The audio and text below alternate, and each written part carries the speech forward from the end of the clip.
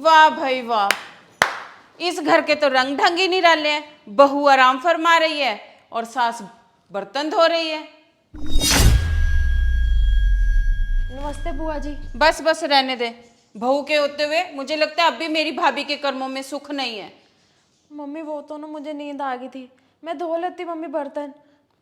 आप जाओ मम्मी बुआ जी के साथ, मैं चाय पानी लेकर आती हूँ। ठीक है बहू, आजा छोटी। कैसे छोटी, फोन भी नहीं किया तूने? फोन करती तो ये नज़ारा कहाँ से देखती। बहू आराम फरमा रही है और सास काम कर रही है। वैसे ना भाभी, तुम बड़ी भोली हो, तुम्हें बहू रखनी नहीं आती। क्यों छोटी, ऐसा क्या हो गया?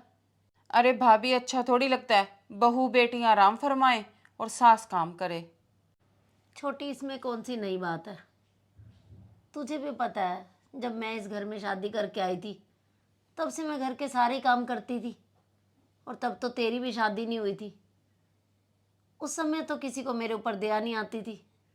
सासू माँ भी यही बोलती थी कि बहुएं ही सारा काम करती हैं, और तू भी बोल देती थी कि भाभी आपकी ड्यूटी है।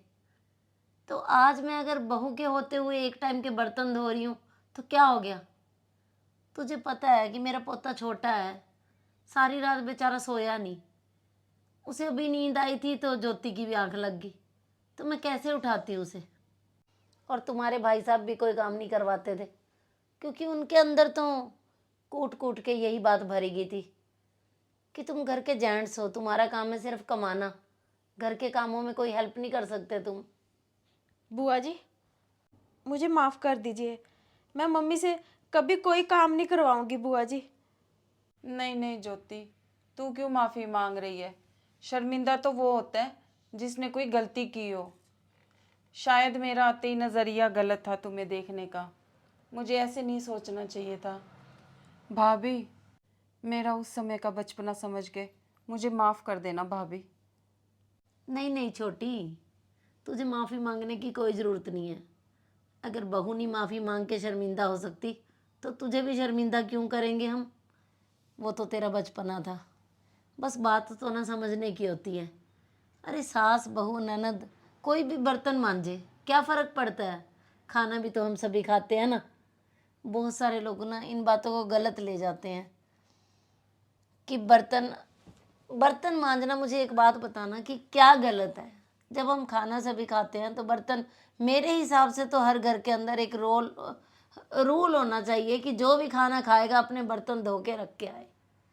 तो मैं भी अपने घर में कोशिश करूँगी यही रूल बनाने की।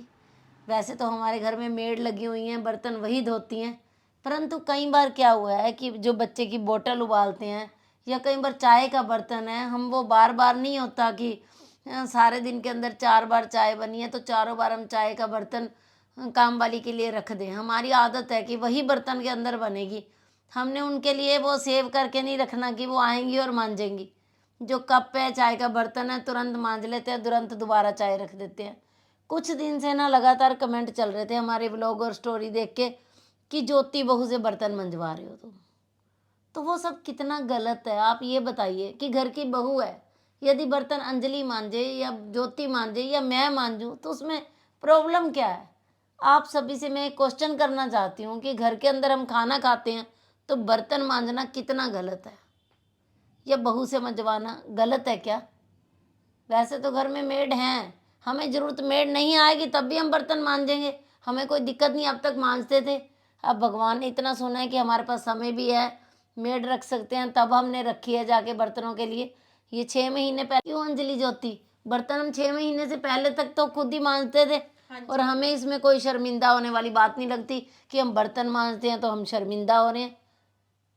तो स्टोरी आपको छोटी सी ये अच्छी लगी हो ना तो इसे शेयर ज़रूर कर देना। और जो नए लोग हमारी स्टोरी देख रहे हैं, ऐसी ही और स्टोरी देखने के लिए Manchanda family vlog, Anjali Manchanda, mister and Mrs Manchanda और वनीता मनचंदा को फॉलो कर लीजिए। बाय।